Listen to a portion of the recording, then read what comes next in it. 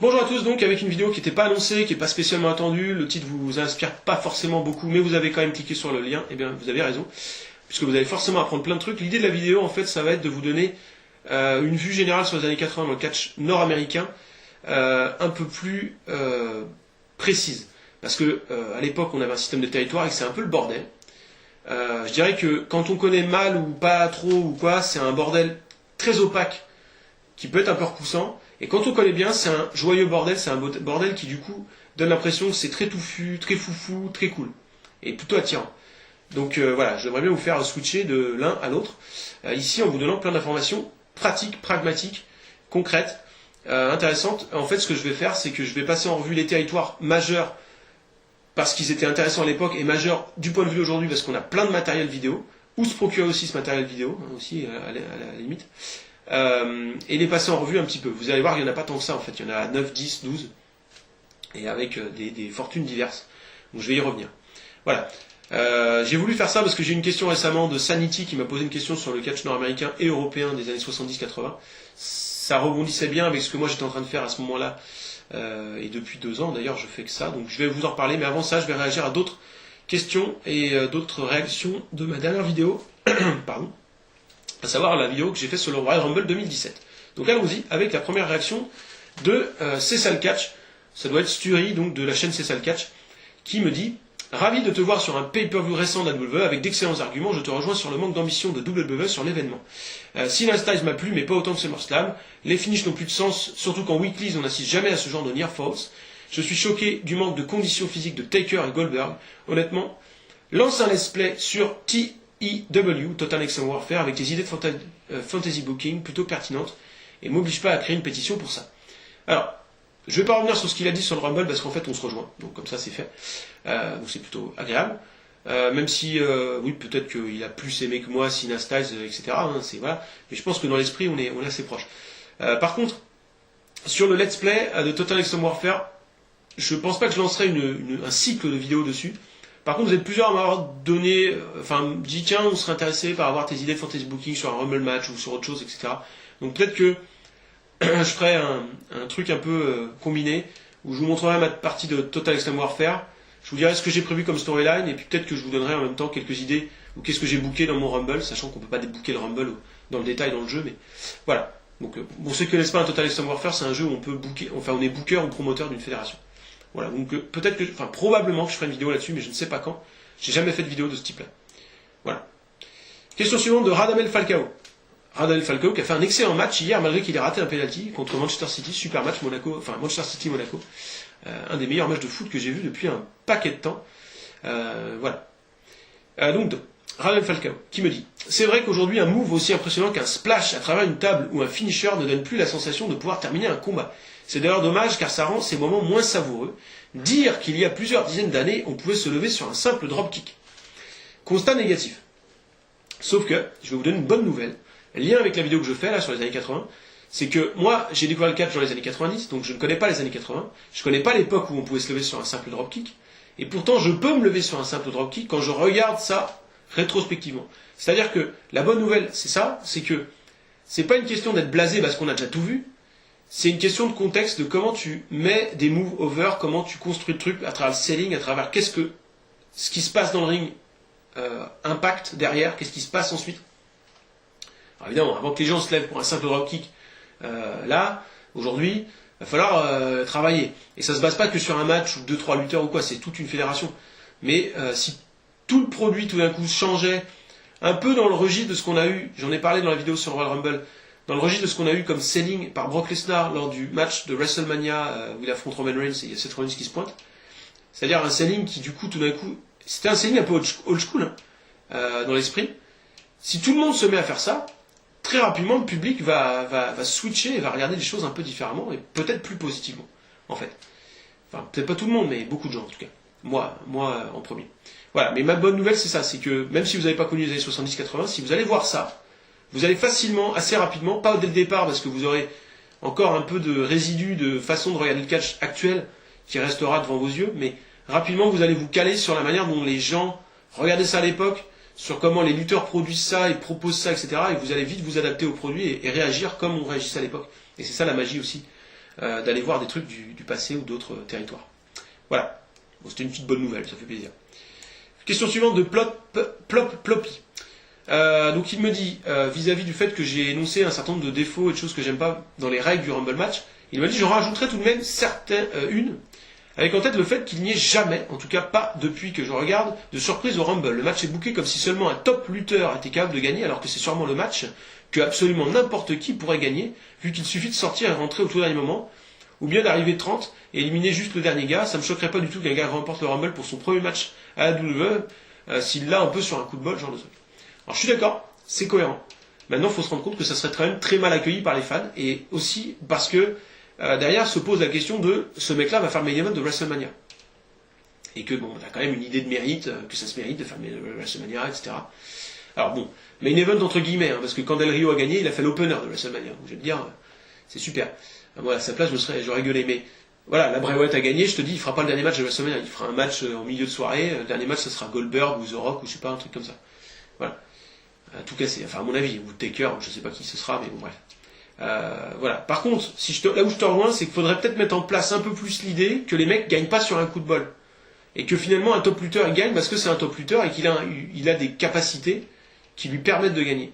Et ça, c'est pas trop le cas. On a l'impression qu'il gagne sur des coups de bol, il gagne sur la naïveté des autres, ce genre de truc. Quand tu vois qu'un mec, même comme Undertaker, peut se faire sortir, ou Goldberg, parce qu'à un moment donné il n'a pas été attentif et pouf, il y a un gars qui est venu derrière le balancer, c'est un peu chaud quoi. Donc si un mec semblait gagner parce qu'il avait la bonne tactique, ou parce qu'il avait telle qualité, ou parce que Brock Lesnar il pète tout le monde de toute façon, ou j'en sais rien, ou parce que Yokozuna il est trop gros et qu'on peut pas le sortir, tout d'un coup ça change un peu la donne.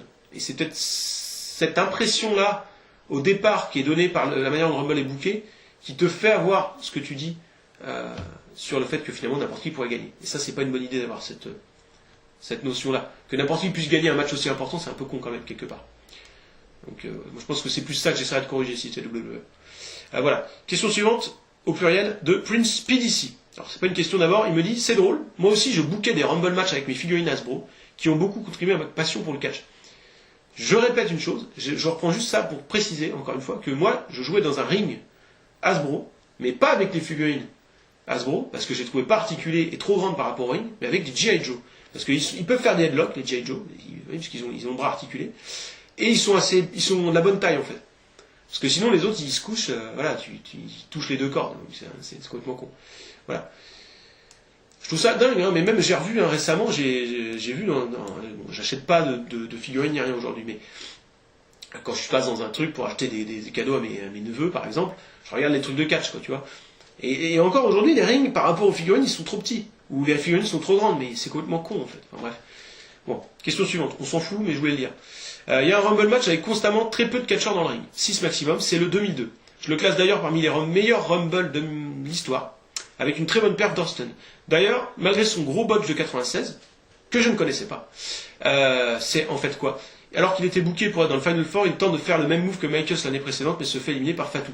En fait, le move, c'est je passe entre les cordes, je m'accroche, et je reviens comme ça avec mes abdos, entre guillemets, machin. Move que Steamboat faisait aussi beaucoup. Et d'ailleurs, je me demande si j'ai pas vu Austin le faire à la WCW, ou alors c'est Steamboat qui l'a fait contre lui, bon, bref. En tout cas, il l'a botché apparemment, je savais pas. Donc moi, je pensais qu'ils avaient booké Fatou dans les Final Four. D'ailleurs, le Final Four, je crois que c'est Michaels, Diesel, Fatou et Kama. Et c'est le Final Four le plus pourri de l'histoire. T'as deux bons lutteurs et t'as deux mecs, tu te dis qu'est-ce qu'ils font là. Bref. Voilà. Fatou qui a fait le Final Four de 94 aussi. Hein. Deux Final Four, Fatou. Peut-être même 4 si on compte le 2000, je me demande s'il est pas dans le Final Four. Bon, bref. Je sais plus. Bon, toujours est-il que sa question c'est est-ce que Austin est le meilleur performeur du Rumble de tous les temps? Si on m'avait demandé comme ça rapidement, j'aurais dit Michaels. Parce que il a des très grandes perfs, comme le 95, ou 94 d'ailleurs aussi. Et il a des matchs où il reste peut-être pas longtemps, mais il est intéressant. En 2008, quand je crois qu'il se fait éliminer par Triple H, c'est marquant. D'ailleurs, je me rappelle pas de grand chose de 2008, à part ça, et le retour de John Cena. En 2010, quand il veut absolument affronter Taker en gagnant le Rumble et qu'il se fait éliminer, bon, il joue très mal le mec blasé parce qu'il a un acting de merde, Michael, c'est 3 quarts du temps, il en fait trop, parce qu'il a limite à convulser tellement... Enfin, bref, c'est toujours trop, quoi. Mais on s'en souvient quand même, donc c'est pas inintéressant. Maintenant, c'est clair que peut-être que il a eu beaucoup de bons trucs, bons bookings en fait, Michaels, mais peut-être celui qui a été le plus souvent MVP du Rumble, c'est peut-être Austin. D'ailleurs, bon, je vais pas le faire maintenant, ça me prendrait 3 quarts d'heure, mais on pourrait s'arrêter et se demander quel est le MVP de chaque Rumble. Ça, c'est un bon topic à faire sur un forum. Les meilleurs, le MVP de chaque Rumble. C'est pas forcément celui. Alors, il y aura forcément des gens qui vont venir et qui vont mettre le mec qui est resté le plus longtemps parce que le plus grosse perf, en voulant être objectif. Mais si on essaie d'être MVP, enfin penser MVP différemment, on peut peut-être effectivement trouver Austin MVP au moins en 97, 99, peut-être 2001, peut-être 2002. Pour moi, 98, ce serait plutôt The Rock. Et 2002, tu vois, j'aurais peut-être tendance à mettre Angle, je sais pas. Et Taker aussi, c'est cool en 2002. Il reste pas longtemps, mais tu vois, la performance de Taker est géniale. Quand il se fait éliminer par Maven, après il est dégoûté, l'acting là est vraiment bon pour le coup. Et puis quand il le défonce, il balance dans la machine à popcorn et tout, c'est génial. Bon, c'est pas tout à fait dans le match, mais voilà, ça compte. Bref. Voilà, donc bon, effectivement. À débattre. Mais effectivement, c'est un des deux meilleurs performeurs du Rumble, possiblement avec Michaels. Ciao. Suite des questions. Moi, ça me gêne que la WWE lance les entrées sans respecter le chrono. C'est l'une des deux seules règles du Rumble match, et la piétiner revient à la même chose qu'arrêter le chrono d'un Ironman match à 58 ou 62 minutes. Bon, il continue ensuite. Pour faire court, je vais arrêter là. Moi, ça me choque pas, parce que je pense que c'est pas ce que tu dis, ça revient pas à un Ironman match qui s'arrêterait 58 ou 62 minutes. Pour moi, c'est plus dans l'esprit, parce que c'est pas visible, alors que là, ça serait visible. Ça revient plus au time limit draw, qui sont censés faire 30 minutes, et en fait, ils font 27 minutes 45, tu vois. Combien de fois t'as vu ça, time limit draw de 8 minutes. C'est censé durer 10 minutes ton match, etc. Enfin, c'est complètement con, mais en même temps, voilà, c'est le côté pratique, et puis ça évite de taper 2 minutes de merde où les mecs ne sont pas calés ou quoi. C'est arrivé, mais des millions de fois. Et ça passe tout seul, on va même pas aller vérifier normalement. Moi, ça me choque pas de cette façon-là. Mais voilà, je peux comprendre. Et enfin, ah oui, encore une idée de booking. Petite idée de booking pour le finish d'un Rumble match. Alors qu'il ne reste plus qu'un seul catcheur à faire son entrée, les deux gros favoris font le ménage et se retrouvent tous les deux. Là, ils se battent avec une telle furie qu'ils s'auto-éliminent façon Luger Brett en 94 ou Batista Cena en 2005, par exemple. Il n'y a plus de catcheur dans le ring et celui qui va faire son entrée va automatiquement gagner le Rumble sans combattre. C'est vrai que c'est intéressant comme situation. Je vais revenir. La foule retient son souffle et au moment du décompte final, bam, un gros heel qui fait son entrée, créant une bonne hit. C'est une situation qui arrive dans certains sports, notamment en short track, lors de la chute collective de concurrents qui permet à celui d'être premier le dernier tour. Enfin, voilà, je vois bien l'exemple que tu venais, il y a un Australien qui avait gagné un truc de short track, il avait limite un tour de retard, les autres ont tous tombé, clac, il revient. Bon. Alors, autant ça arrive en sport et tout, autant je pense que si tu fais ça, comme ce que j'ai dit sur le fantasy booking de Plop Ploppy, je pense que ça serait mal accueilli. Ça ferait une hit, c'est clair, mais peut-être une mauvaise hit, avec des gens qui chanteraient This is bullshit, ce genre de truc. Par contre, si je reprends ton idée, et peut-être en l'améliorant, si je me permets, si tu fais ça, mais il reste plus que 2 entrants, et non pas 1 mais 2, et que le premier c'est un gros heel de connard, tout le monde savait qu'il restait lui à rentrer, il arrive, genre, ou un mec que personne peut blairer, genre Roman Reigns, et il reste, le dernier c'est la surprise du chef, genre, admettons cette année c'est Kurt Angle ou Kenny Omega, et que t'as une grosse pop, ou Samoa Joe, je sais pas. Là par contre tu crées quelque chose d'intéressant, peut-être. Et bon, ça évite ce côté et bon, mauvaise hit, quoi. Bon, voilà, à voir. Et tu peux faire gagner ton heal après. Mais le heal gagne, il a éliminé un gars, ou il peut tricher, je sais rien. Voilà.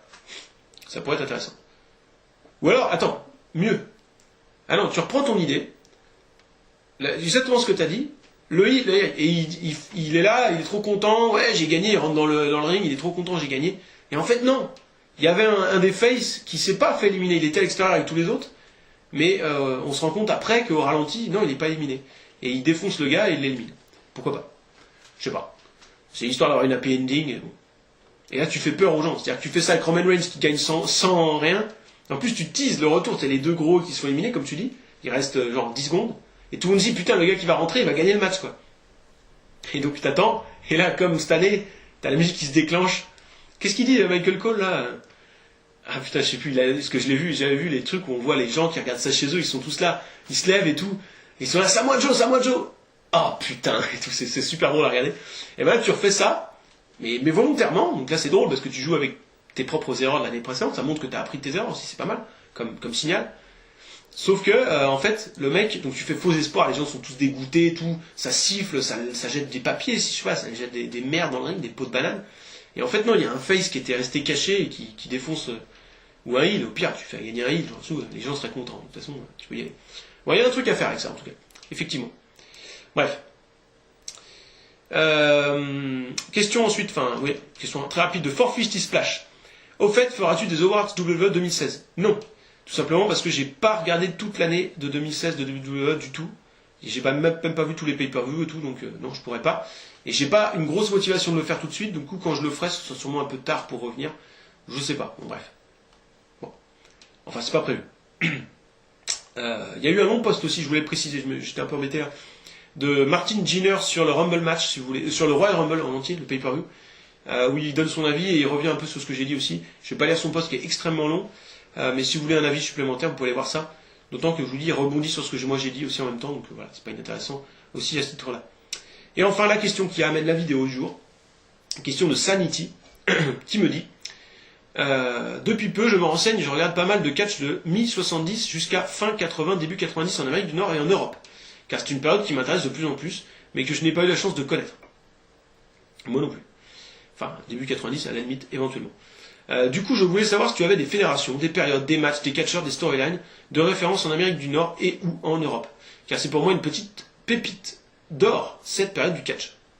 Une mine d'or, à la limite. Et le match qui est bien, c'est la pépite.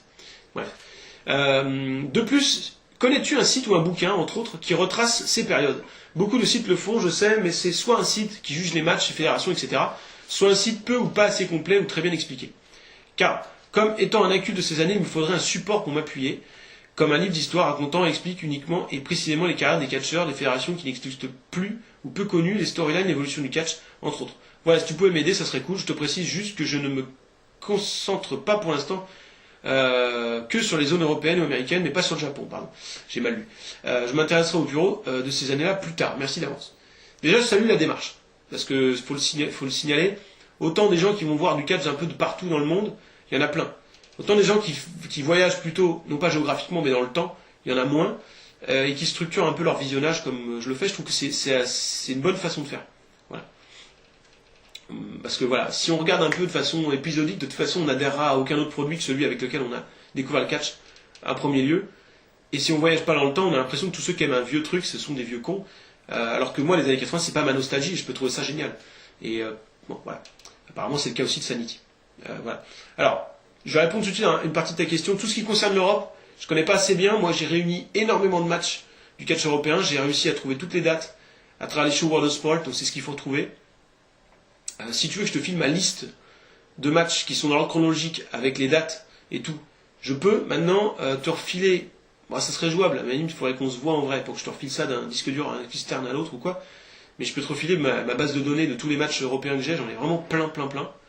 Ma liste, elle fait je sais pas combien de pages, mais j'ai mis du temps à tout réunir, donc voilà. Pour l'Europe, c'est ça qu'il faut regarder.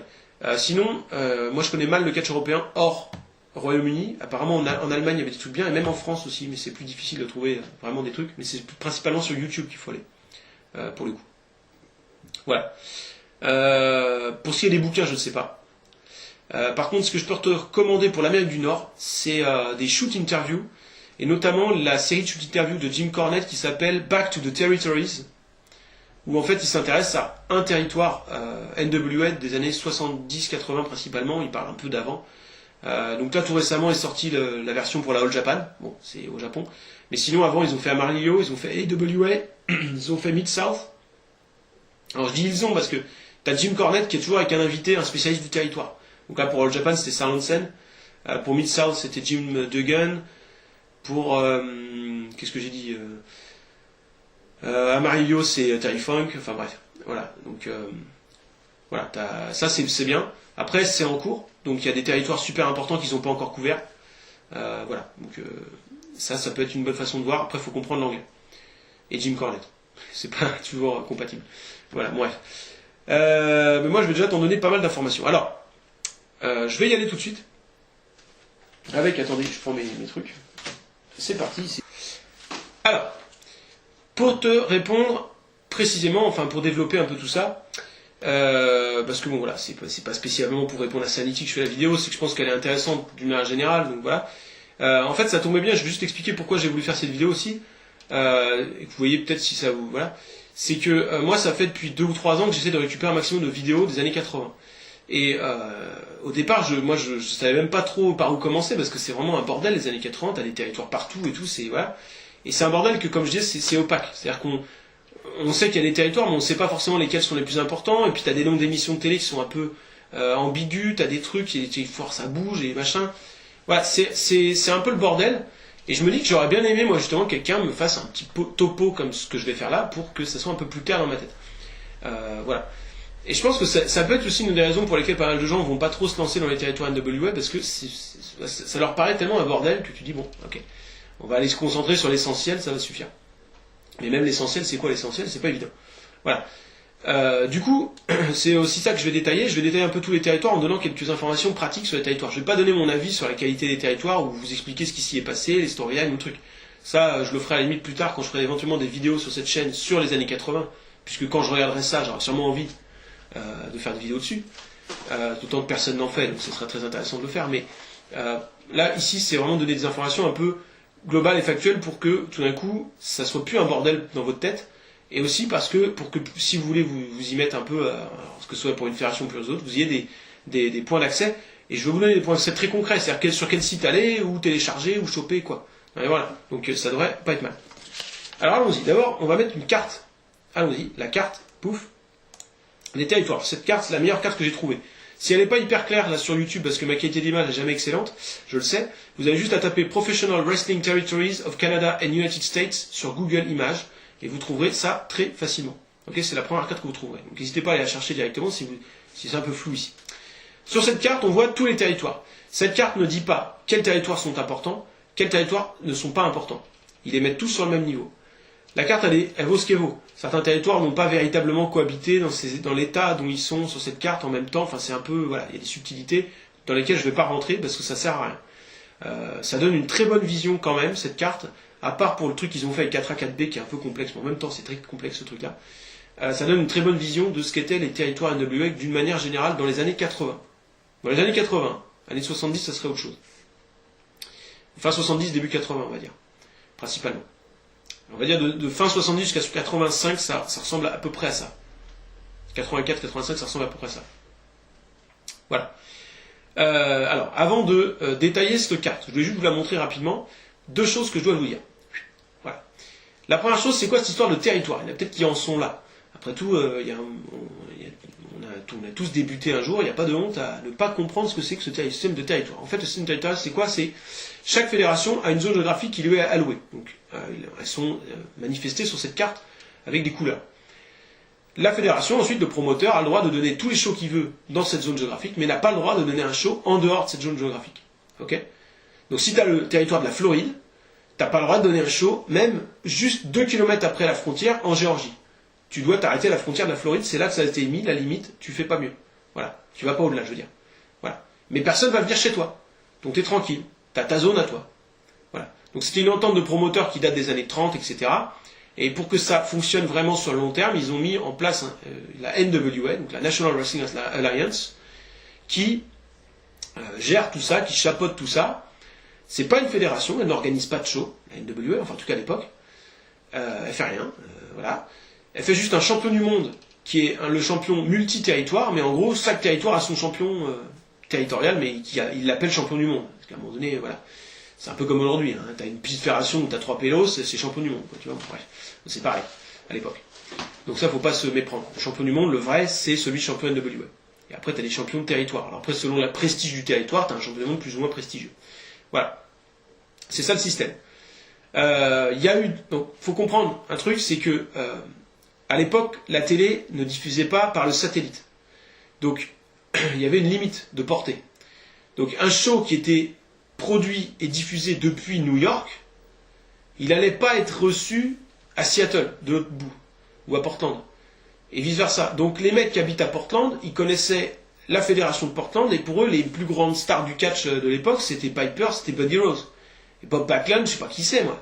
Ric Flair, si Ric Flair il devait le connaître parce qu'il devait faire le tour des États-Unis avec sa ceinture, mais voilà, ça se limitait. Il y avait quelques stars qui étaient des stars de tous les territoires réunis, et puis il y avait des mecs qui étaient des stars entre guillemets locales, mais qui n'étaient pas perçus comme des stars locales par les gens chez eux. Pour eux, c'était les dieux du stade, quoi. C'était vraiment enfin, j'aurais pas dû dire ça, mais c'était vraiment les meilleurs lutteurs possibles. Donc il faut bien se rendre compte de ça. Avec les années 80, la télévision va devenir par satellite, donc on va pouvoir être diffusé dans tous les États-Unis, plus le Canada, dans le monde entier, Et c'est ce qui va permettre à Vince McMahon, qui va être un peu visionnaire, de se dire, bon bah ça, c'est le moment de sortir des territoires NWA et de conquérir le monde, ce qu'il va faire. Voilà, je caricature, mais je pense que c'est une bonne simplification. Alors le point fort de ça, c'est que finalement, chaque fédération, chaque territoire avait des stars, mettons 3-4, et comme tu as un bon 15-20 territoires valables, je sais pas combien il y a de territoires sur la carte, j'ai pas recompté, mais mettons il y a 20 territoires intéressants avec 4 stars dans chaque territoire, ça fait 4 x 20, 80 stars. Alors quand tu penses à aujourd'hui où les mecs ils cherchent les stars dans le roster de la WWE, c'est qui la star? C'est John Cena, ok, et après, c'est chaud. Là, tu avais 80 stars dans tous les États-Unis. Bon, j'exagère un peu parce que tu as des territoires mineurs qui n'avaient pas vraiment de stars, tu en avais certains territoires qui se partageaient des lutteurs en commun, etc. Donc j'exagère, mais quand bien même il y en aurait eu 2 mecs valables sur 10 territoires, ça fait 20 vrais grosses stars. Enfin, 2 mecs valables. 2 grosses stars au niveau de Hogan, mais dans 10 territoires, ça fait 20 stars. Et quand je dis des stars, c'est pas des blaireaux, c'est du Dusty Rhodes, c'est du Hogan, c'est du Jerry Lawler à Memphis, c'est du Van Erich à Dallas, c'est des noms comme ça, du Buck Winkle ou du Rick Martel, etc. Enfin bon, des putains de noms dans chaque territoire, du Buddy Rose, du Piper important. Là, des énormes noms, Carlos Colon à Porto Rico. Voilà. Des mecs, c'était des demi-dieux dans leur zone à eux. Voilà. Et donc ça fait qu'on a plein de stars. Et c'est ça qui est super cool dans les années 80. C'est-à-dire que ça fourmille de partout. T'as l'impression qu'il y a plein de lutteurs. T'as plein de lutteurs valables, t'as plein de stars, t'as plein de match-up à voir. Et c'est ça la magie. C'est là où le bordel initial, qui est gênant, qui est opaque, devient un bordel attirant et juste fascinant, où t'as tellement l'impression qu'il y a des combinaisons infinies que voilà, tu te laisses porter par ce qui s'est passé et t'es trop content. Voilà. Et ça c'est voilà. Donc voilà un peu le topo d'abord. Maintenant, ce qu'on va faire, ce qu'il faut comprendre, c'est que les territoires, il y a des territoires importants à l'époque, il y a des territoires moyens à l'époque, et il y a des territoires mineurs à l'époque. Je dis bien à l'époque parce que il y a aussi des territoires qui étaient moyens à l'époque et qui sont devenus importants avec le temps, parce que leur banque d'images a été sauvegardée, parce qu'on a accès à tout ce qu'ils ont produit et que c'était pas mal. Et qu'il y a des territoires qui étaient très importants à l'époque, mais on n'a rien aujourd'hui. C'est-à-dire que le show hebdo était pourri, et puis voilà, les matchs étaient clippés dégueulasses, filmés avec la bite, et puis du coup, bah t'as rien. Voilà, donc au final, il y a des territoires qui étaient importants à l'époque qui ne le sont plus aujourd'hui, et des territoires qui sont importants, qui étaient importants à l'époque qui sont encore importants aujourd'hui, et il y a des territoires qui sont un peu devenus importants. Et en fait, moi je vais vous dire, pour moi, il y a 9 territoires importants aujourd'hui, à connaître aujourd'hui. Je m'intéresse qu'à aujourd'hui, parce que moi j'ai pas connu à l'époque, et à la limite qu'on me dise que je sais rien, un Mario c'était super important à l'époque, ouais, mais j'ai pas d'image, moi. Donc à un moment donné, je veux bien le croire, et voilà. Donc les 9 territoires importants, on va les faire rapidement, donc je remets la carte. Alors, les 9 territoires, et je vous les situe sur la carte. Il y a évidemment WWF, donc, qui est devenu WWE, c'est le territoire en bleu anthracite qui correspond au nord-est des États-Unis, où on trouve Boston, New York et Philadelphie notamment, qui va s'étendre à tous les États-Unis assez rapidement, qui vont sortir du système NWA et du système de territoire. Donc voilà, territoire extrêmement important bien sûr. En dessous, je fais un autre groupe, le territoire vert clair, donc Mid-Atlantic Championship Wrestling, et les 2 territoires orange là, en 2 parties, donc Georgia Championship Wrestling, je fais un autre groupe parce qu'ils vont se réunir en 83-84 pour former la Jim Crockett Promotion, suite au rachat de la Georgia par WWF, enfin bref. Jim Crockett Promotion, qui est le berceau de la WCW, c'est-à-dire que la WCW, quand elle va exister sous ce nom-là, vous connaissez WCW, va partir de là. Et ça va être un petit peu le secteur chouchouté par la NWA, où on va trouver du Ric Flair, du Steamboat, du Four Horsemen, etc. Et c'est sûrement l'endroit le plus hot, surtout sur la deuxième partie de la décennie, en termes de territoire NWA, notamment pour ça, parce que particulièrement protégé par la NWA elle-même. Je continue, territoire majeur à côté, le rose, le numéro 3, là, c'est le territoire de Memphis, donc avec la Continental Wrestling Association, CWA de Memphis, géré par Jerry Lawler et Jerry Jarrett, le père de Jeff Jarrett, donc voilà, qu'on appelle familièrement le territoire de Memphis, où c'était très très hot, et aujourd'hui on a énormément d'images, donc c'est pour ça qu'aussi c'est resté majeur, malgré l'étroitesse du territoire, j'allais dire, la petitesse du territoire, géographiquement. Je continue avec le territoire majeur, en dessous, enfin un peu à côté, le jaune Katiakadoa là, avec Tri-State Wrestling, Mid-South Wrestling Association, UWF, Bill Watts territoire, enfin appelez-le comme vous voulez. Enfin, on va tendance à l'appeler le territoire Mid-South UWF, territoire booké par Bill Watts, qui a eu un âge d'or pas forcément très long, mais tellement excellent que du coup on considère que c'est un territoire majeur. Enfin, quand je dis pas très long, ça a peut-être été plus long, mais on n'a pas forcément les images sur très longtemps. Mais la période où on a les images, c'est une boucherie. Donc voilà. En dessous, on a World Class Championship Wrestling, c'est le territoire de la famille Von Erich qui était basé à Dallas, c'est tout le nord du Texas. Territoire très important avec la famille Von Erich, les Freebirds. Voilà. Un côté un petit peu partagé entre World Class et Tri-State Mid-South, on a le territoire de Houston, qui est devenu un territoire important aujourd'hui puisque la banque d'images est très très importante aujourd'hui, j'y reviendrai. On a tout au nord maintenant le gros violet, là, le plus gros par la superficie, c'est le territoire de la AWA, donc basé à Minneapolis, le territoire booké par Vern Gagné, avec notamment des Nick Bockwinkel, Rick Martel, Kurt Hennig et compagnie. Donc probablement la fédération qui avait les meilleurs, toutes les clés en main pour devenir la plus grosse, et puis finalement elle s'est un peu effondrée. Bon bref, j'y reviendrai tout à l'heure quand je passerai un peu en revue ces gros territoires. Un autre gros territoire, je considère majeur, c'est Portland. Pacific Northwest Wrestling, c'est le vert un peu fluo là, tout à l'ouest, qui correspond à là où il y a Portland, l'Oregon et Seattle dans l'état de Washington. Rien à voir avec l'autre vert clair de Détroit. Ils sont pas du tout unifiés, c'est deux territoires différents. Dernier territoire majeur, je considère, c'est Puerto Rico, c'est-à-dire la petite île qui traîne. Là, ils l'ont mis ils l'ont mis à droite sur le truc. World Wrestling Council, qui existe toujours aujourd'hui, mais qui n'est plus du tout majeur, bien sûr, avec notamment un dénommé Carlos Colon dans les années 80 qui sévissait. Voilà, ça pour moi ce sont les territoires majeurs. Alors là il y en a peut-être qui se disent, bah attends, t'as pas mis la Floride, non, et d'autres d'ailleurs, je vais vous expliquer.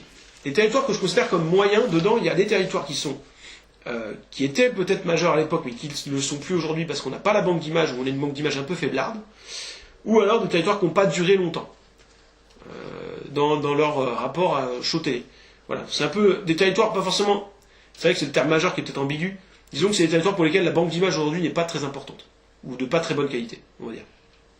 Donc on a Florida, qui était, alors Championship Wrestling from Florida, donc le territoire de Floride, qui était un territoire extrêmement important à l'époque, avec des Dusty Rhodes, des Jack Briscoe, des Terry Funk, Dory Funk, la famille Graham, et j'en passe, du Wow McDaniels, enfin bref, ils avaient tout le monde. C'était la folie. Sauf que leur show hebdo servait surtout à faire la pub des gros shows, qui eux n'étaient pas filmés ou filmés avec la bite, où on a des matchs clippés à mort, enfin bref. C'est très très frustrant. Bon, on en a quand même, hein. Attention. Faut pas complètement tirer une croix dessus, c'est pour ça que je dis que c'est moyen. Mais c'est plus aussi majeur du point de vue d'aujourd'hui qu'à l'époque, j'ai envie de dire. Voilà. Dans une donnée un peu différente, c'est le territoire de San Antonio, le Southwest Championship Wrestling. J'ai jamais compris pourquoi ça s'appelait Southwest alors que c'est en plein milieu, mais enfin bref. Donc les territoires de San Antonio qui étaient bookés par Joe Blanchard, le père de Tully Blanchard, où on trouvait quelques Mexicains ou Chicanos, notamment José Lotario, qui a formé Shawn Michaels, ou Manny Fernandez, par exemple, qui était un territoire très très bon, mais qui s'est fait sucrer son show télé quand ils ont fait un match trop sanglant, et qu'en plus ils payaient pas, enfin ça rapportait pas trop au niveau de la pub, etc. Donc bref, ils n'ont pas duré trop longtemps, mais ils ont une sorte d'âge d'or dans la diffusion des shows télé et le roster qu'ils avaient, de 81, 82, 83 par là. Voilà, qui a un peu une résurgence en 85 sous le nom des Texas All Stars, je crois. Bref. Autre territoire moyennement important, il y a le territoire de Toronto qui s'appelait Maple Leaf Wrestling. Donc il est en blanc cassé, on va dire, sur la carte, un petit peu à côté de la WWF là, qui s'est fait racheter par la WWF. Ce territoire avait ceci de particulier qu'il diffusait des images des autres territoires dans son show hebdo. Probablement parce que son territoire à lui seul ne leur aurait pas suffi, puisque leur star c'était quand même Angelo Mosca, donc c'est quand même limité. Mais voilà, pas un territoire inintéressant, qui avait de la collaboration avec les territoires voisins aussi, donc voilà, c'est pas dégueu. Booké par la famille, je vais vous le retrouver, Tony. Voilà. Je continue le territoire moyen, mais éminemment connu, Stampede Wrestling, donc basé à Calgary, c'est le territoire de la famille Hart, booké par Stu Hart, puis Bruce Hart, où on verra les débuts de tous les membres de la famille Hart, donc Bret Hart et Owen Hart en tête, bien sûr, mais aussi des gars comme Dynamite Kid, le Bulldog, Brian Pillman, on a vu aussi passer des gars comme Hiro Aze, sous le nom de Viet Cong Express, Hashimoto, c'est pas des blaireaux quand même, hein, attention. Donc voilà, c'est un territoire où ils ont eu très peu de collaboration, très peu de visites de grandes stars des autres territoires, à part Bockwinkel, je vois pas trop, mais avec leur seul talent de formateur, j'ai envie de dire, ils ont réussi à faire quelque chose de très bien, Et ils avaient un peu des échanges avec les Japonais, ils avaient un produit qui était très avant-gardiste avec une grosse influence du style junior heavyweight du Japon.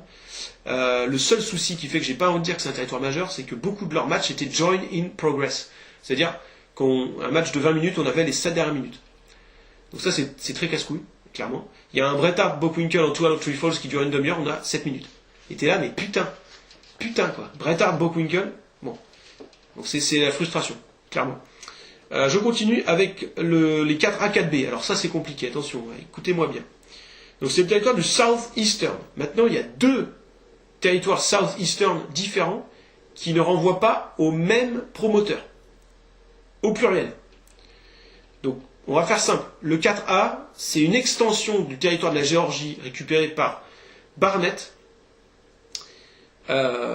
qui en fait voyait un échange important entre les lutteurs de Georgia et ce territoire-là, et Mid-Atlantique aussi.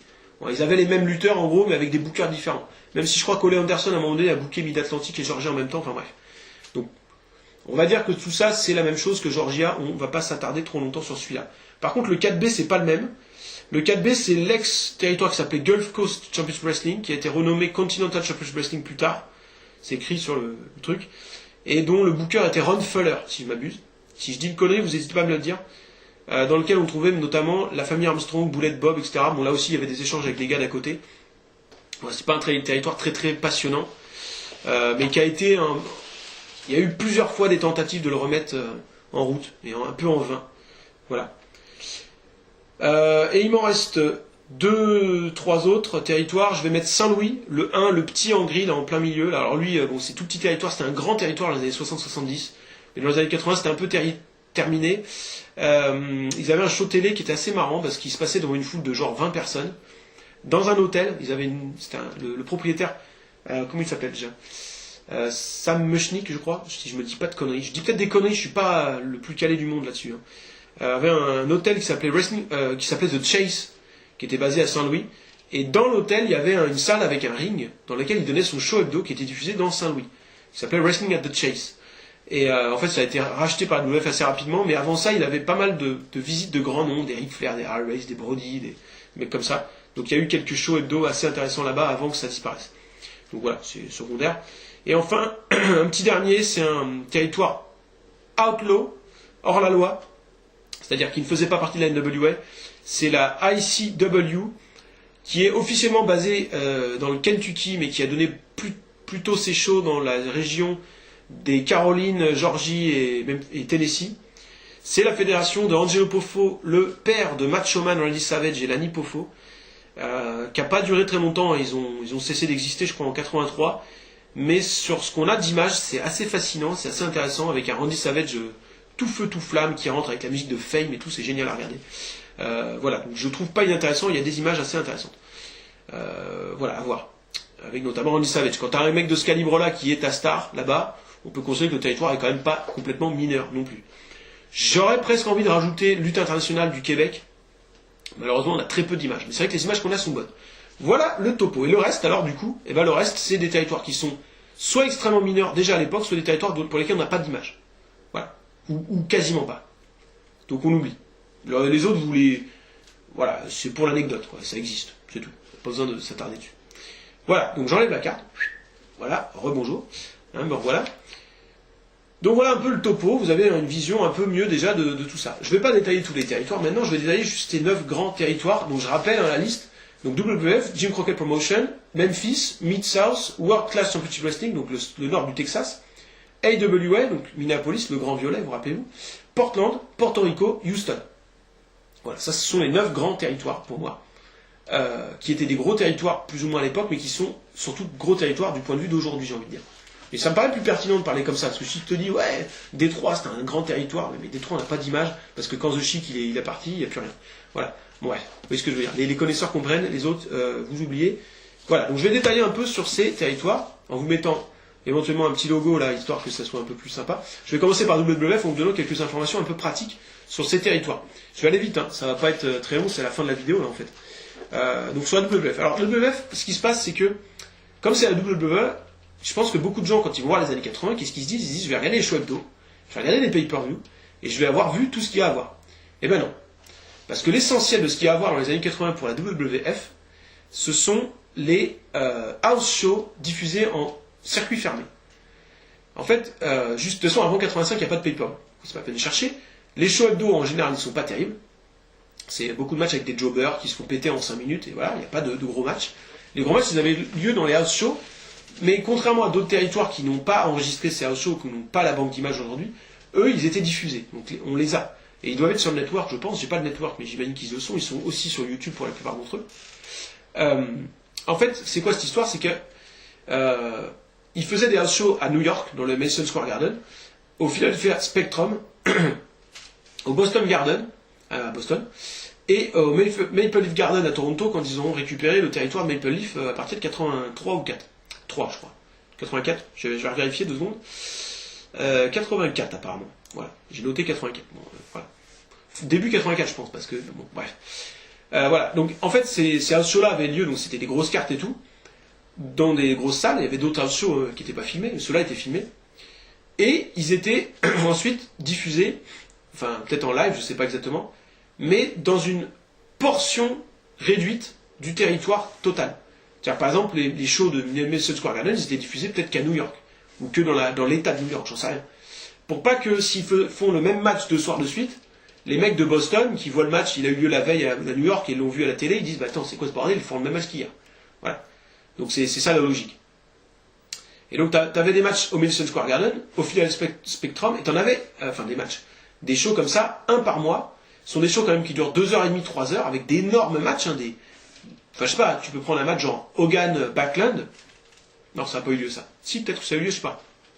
Si, ça a eu lieu. Mais je sais pas, Hogan Piper par exemple, en 85-86. Donc c'est peut-être le plus gros match qu'il puisse faire. Et ben ça, il n'a pas eu lieu en pay-per-view, il n'a pas eu lieu à WrestleMania, parce que le main event c'était Hogan et Mr. T contre Piper à Orndorff. Mais il a sûrement eu lieu dans un Madison Square Garden show qui était diffusé en circuit fermé, que peut-être il a été rediffusé ensuite sur des cassettes VHS, etc. Et voilà. Donc c'est ça qu'il faut regarder. Donc si vous voulez vous plonger dans les années 80, moi je vous invite à vous faire ces shows-là, les Madison Square Garden show, les Spectrum show, et un peu plus tard viendront les Boston Garden show, et puis ensuite les Maple Leaf Wrestling aussi, à Toronto. Voilà. Et il y a un ou deux Los Angeles qui traînent, Kill Auditorium, etc. Bon, il y en a 2-3 autres qui traînent là, c'est par là, mais voilà. Au niveau des shows hebdo, alors il y a quand même des pay-per-view à voir et tout ça, hein, je dis pas le contraire. Au niveau des shows hebdo, au début de la décennie, on a un show hebdo qui s'appelle Championship Wrestling, qui est pas terrible, avec des matchs de 5 minutes avec des jobbers qui se font péter. À partir de je sais plus quelle année, je crois que ça va être 83, si je pars vérifier. 83 il me semble. On a le show hebdo Primetime Wrestling qui arrive, qui est un show hebdo de bien meilleure qualité, où justement on retrouve des matchs repris de ces shows en circuit fermé, de house show, qui sont rediffusés là avec des commentaires live, entre guillemets, comme si c'était de la veille, alors que ça date d'il y a un mois, le match, bon, bref. Mais voilà, c'est des shows de qualité au moins, parce qu'il y a des bons matchs. Donc Primetime Wrestling vaut le coup, mais attention, souvent dans Primetime Wrestling, ils ne diffusent pas les top matchs des house shows en circuit fermé, ils diffusent les matchs de mid-card. Donc c'est des bons matchs de un quart d'heure, par exemple, c'est comme de la qualité. Mais t'as pas, genre, si t'as Hogan Piper, lui, ils vont se le garder pour une VHS. Ils vont pas le diffuser. Puis aussi parce que c'est trop long, peut-être, je sais pas. Voilà.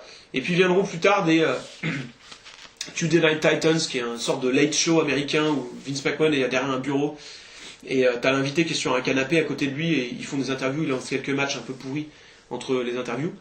Ensuite on aura aussi Superstars qui sera un show qui est pas dégueu avec des matchs inédits, pas mal mais sans plus, et Wrestling Challenge qui sert à rien comme show hebdo. Voilà. Pour faire un peu le topo. Sur la WWE. Et il y a les Saturday Night Main Event aussi qui sont à ne pas oublier puisque ce sont des sortes de mini pay-per-view mais gratuits. Un peu l'équivalent des Clash of Champions mais en moins bien, je pense, pour la WWE. Voilà, donc j'ai fini pour ce territoire-là. On va descendre un peu plus au sud avec le territoire de la Jim Crockett Promotion. Donc Jim Crockett Promotion, rappelez-vous, je remets la carte 3 secondes, c'est le territoire vert Mid-Atlantique et le territoire orange qui ont fusionné après 83, c'est-à-dire après que Vince McMahon, après 84 pardon, après que Vince McMahon ait racheté la Géorgie. Ça a fait un flop, il a revendu et ils ont créé les Jim Crockett Promotion. Voilà, donc j'enlève la carte. Voilà, donc Jim Crockett Promotion qui est donc le territoire chouchouté par la NWA comme j'ai dit tout à l'heure. Alors, ce territoire-là, j'ai rien de fascinant à vous dire, à part qu'on a très peu d'images du tout début de la décennie. C'est très dur de trouver des images de Georgia ou Mid-Atlantique avant 82, je dirais. À partir de 82, ça devient intéressant. Surtout à partir de 83. En plus, t'as Starrcade et tout ça, les premiers pay-per-view, les gros shows, t'as les Clash of Champions ensuite. Enfin, voilà, c'est assez cool. Et surtout au niveau show hebdo, c'est un peu le bordel. C'est là-dessus dont je voulais vous parler, parce que moi j'ai eu un peu de mal au départ. Parce qu'en fait, ils ont des shows hebdo qui s'appellent NWA quelque chose. D'ailleurs, Starrcade, c'est NWA Starrcade, le nom. Sauf que c'est pas la NWA qui produit Starrcade, c'est la Jim Crockett Promotion. T'as pas des mecs de la World Class, par exemple du Texas, qui viennent faire un match à Starrcade. T'as que les stars de ces territoires-là, ou des territoires voisins que les fans ont l'habitude de voir. C'est quand même centré sur ça. Et de même, leur show hebdo, c'est pareil. Moi, je voyais des shows hebdo qui s'appelaient NWA Worldwide, NWA Saturday Night. Et je me disais, c'est quoi ça en fait? C'est des shows hebdo de la NWA qui reprennent des matchs de différents territoires. Non, en fait, c'est des shows hebdo de la Jim Crockett Promotion. Sauf que tu vois jamais Jim Crockett Promotion plus le nom d'un show. C'est toujours NWA quelque chose. Donc c'est assez déroutant au départ. Donc au niveau des shows hebdo, on a Worldwide, qui était le show hebdo de la Mid-Atlantique, et qui va devenir le show hebdo de la Jim Crockett Promotion. Enfin, un show hebdo de la Jim Crockett Promotion, qui a démarré en 83, et qui a perduré après, même sous le nom de la WCW, dans les années 90. Vous avez le show télé de la Georgia de la même manière, qui s'appelait World Championship Wrestling. C'est bien compliqué, parce qu'il s'appelle WCW, le show hebdo. Donc NWA WCW, c'est le show hebdo de la Georgia, qui s'est fait racheter par WF en 84. Ça a duré 6 mois à peu près. La WF a voulu diffuser ses images sur ce show-là, mais ça n'a pas marché. Du coup, ils ont revendu le truc à Jim Crockett, qui a repris ça pour son show hebdo, enfin un deuxième show hebdo de la Jim Crockett Promotion. Voilà. Donc on avait World Championship Wrestling, qui était un show hebdo de la Georgia, puis de la Jim Crockett Promotion. On oublie les 6 mois de WF qui sont pas bons. On s'en fout. Ensuite, va venir se greffer en 85 NWA Saturday Night, qui est donc un autre show hebdo de la Jim Crockett Promotion, assez important. Puis en 88, encore un autre, NWA Main Event, donc un autre show hebdo de la Jim Crockett Promotion qui s'appelle Main Event, qui donne des gros matchs en prime time aux spectateurs, et c'était le show hebdo majeur à ce moment-là. Ensuite, ça va rebasculer sur Saturday Night. Voilà. C'est compliqué de dire lesquels sont les shows majeurs, lesquels sont les shows mineurs là-dedans. Il faut faire un peu le tri. Je dirais que Main Event a été très majeur dans les années 80, Saturday Night aussi. World Championship Wrestling, ça va vite fondre en un show assez mineur. Ils vont récupérer le nom pour le donner au nom de la fédération World Championship Wrestling. Worldwide reste relativement important quand même. Voilà, un petit peu le topo pour ce territoire. Voilà, je crois que j'ai pas grand chose de plus à vous raconter là-dessus. Ce territoire-là, ils ont les Clash of the Champions, ils ont les pay-per-view, etc. En fait, le truc, c'est que si tu te penches pas un peu plus sur les territoires, t'as l'impression que Starrcade, c'est une sorte de super show de tous les territoires. C'est pas le cas. C'est un show de ce territoire-là, mais ça donnait une valeur à ce territoire-là vachement plus importante que pour les autres. C'est ça qui est un peu particulier. Voilà, je continue. Ça va être plus rapide pour les autres. Je vais passer au territoire de Memphis, territoire qui est super coté parce qu'il y a beaucoup d'images disponibles depuis les années 70, qui a été très bien entretenu. Et c'est un territoire où la foule était à burn. Vraiment, c'est hyper hot, il y a beaucoup de hits, donc c'est super intéressant à regarder. Et c'est très facile de se procurer ce qu'il faut pour ce territoire-là, puisque ce territoire-là, comme pour Mid-South, comme pour World Class, comme pour AWA, et bientôt, comme pour Portland et Porto Rico, un site, un forum qui s'appelle Death Valley Driver Video Review, ou DVDVR, a fait un set DVD best-of des années 80. Donc ils ont fait ça pour Memphis. Donc voilà, je vous invite à aller vous le télécharger ou l'acheter. Ils vous en voudront pas si vous le téléchargez, parce qu'ils sont déjà hors la loi à le faire. Donc voilà. Donc si vous voulez l'acheter, il faut contacter un dénommé Good Helmet. Sinon vous le téléchargez, ou sinon vous me contactez. Moi je peux essayer de vous le graver, vous l'envoyer, voilà, ou on essaie de se voir, je vous le file par disque dur, ou voilà, on peut voir.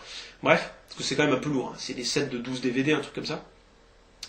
Donc ils l'ont fait pour Memphis, ils l'ont fait pour UWF Mid-South aussi, c'est pour ça que ces territoires-là tout d'un coup ont pris une valeur, parce que toute cette banque d'images est importante, et on peut même en faire un best-of, et ça reste une grosse banque d'images, donc c'est super cool. World Class, même chose. AWA, même chose. Et bientôt, apparemment, j'ai découvert ça il y a vraiment pas longtemps, ils vont le faire aussi pour Portland et Porto Rico. Et vous pouvez déjà leur acheter les DVD best-of qu'ils ont préparés pour pouvoir après voter pour les meilleurs matchs, etc. Donc moi, c'est ce que je vais faire. Donc j'ai déjà un peu précommandé Portland et Porto Rico. Donc j'attends de les avoir pour pouvoir me lancer un petit peu dans mon projet, parce que c'est un peu ce qui me manquait. Voilà, donc c'est plutôt cool. Donc je vais pas m'attarder sur ces territoires-là. De toute façon, que ce soit Memphis, Mid-South, World Class et Porto Rico, sont des territoires qui valent aussi par la hit invraisemblable que tout ce qu'ils font arrive à avoir. Les lutteurs sont des dieux et les fans sont à fond, et c'est une ambiance invraisemblable. Une anecdote pour vous rendre compte, 2 anecdotes. À Memphis, en première page des journaux, s'il se passait des trucs, ça pouvait faire la première page des journaux, genre Jerry Lawler a été blessé. Alors que c'était kayfabe, tu vois. Mais boum, c'était en première page du journal de Memphis. Et à Porto Rico, deuxième anecdote, quand les Heels vont se battre dans le public les frappe. Et tu te dis, ils peuvent même leur mettre des coups de couteau et tout, c'est hyper dangereux. Donc c'est chaud les marrons. Hein. Je peux dire que l'ambiance est hallucinante pour le coup. Bon, ça déborde. Bruiser Brody qui se fait tuer, c'est vrai que c'était un petit peu too much. Je trouve que c'était pas très malin. Bon, apparemment c'était pas les fans, c'était plus c'était le problème de Booker, mais bref. Parce que Bruiser Brody, si vous n'êtes pas au courant, il s'est fait tuer dans les douches à Porto Rico par un promoteur. Voilà. Et j'ai découvert il n'y a pas longtemps que Manny Hernandez était revenu là-bas pour se venger. Il a pété un mec, je crois qu'il lui a fait une descente du genou de la troisième corde dans les couilles, un truc mais violent. J'ai lu un truc là-dessus, c'est waouh. Bref. Un petit commentaire sur la AWS, c'est le territoire de Vern Gagne avec Nick Bockwinkel et tout ça. C'est un territoire qui avait tous les lutteurs pour ramasser un peu le jackpot et être le territoire survivant de cette guerre, un petit peu qui s'est déclenchée avec le système de télévision par satellite. Et ça n'a pas été le cas par manque de vision de ces promoteurs, notamment Vern Gagne. Et un peu c'est le territoire où ils ont laissé filer des gars qu'ils n'auraient jamais dû laisser filer, des Bobby Heenan, des Hulk Hogan, des Gene Okerlund même, voilà, c'est Ric Flair. Il a été formé par Vern Gagne, Ric Flair. On l'oublie. Enfin, formé. Déformé plus qu'autre chose, parce que Ric Flair est parti, il en avait marre de se faire torturer, donc voilà. Bon, bref.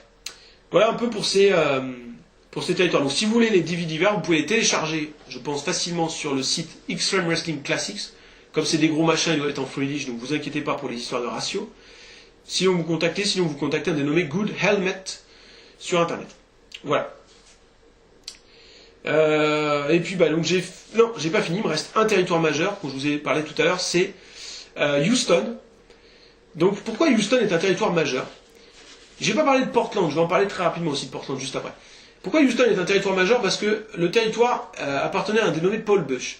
Paul Bush c'était quelqu'un d'extrêmement respecté dans la NWA, et du coup il a facilement réussi à avoir des échanges avec d'autres lutteurs, des grands noms, des Bockwinkel, des Ric Flair, des Brody, des Harley Race, des Terry Funk, etc. Donc, quant à ces mecs-là, ça aide. Et en fait, il n'a jamais vendu sa banque d'images à Vince McMahon. Et il l'a conservé dans un camion. Mais vraiment. C'était conservé dans un camion. Ou des camions, je ne sais pas exactement. Ou un container, enfin, un truc comme ça. Et ils l'ont retrouvé il n'y a pas très longtemps, la NWA, enfin, ils ont eu accès. Ils ont commencé à digitaliser tout ça et à le balancer sur un site qui s'appelle NWA On Demand, qui est payant. C'est un peu comme un network. Pour la banque d'images de Houston. Il ne doit pas y avoir non plus monstre d'abonnés. J'en fais partie.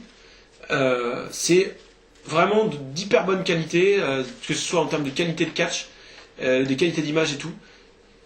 Et voilà, il y a des choses assez hallucinantes, des Harley Race André Giant qu'on n'aurait jamais cru avoir, etc. Pardon.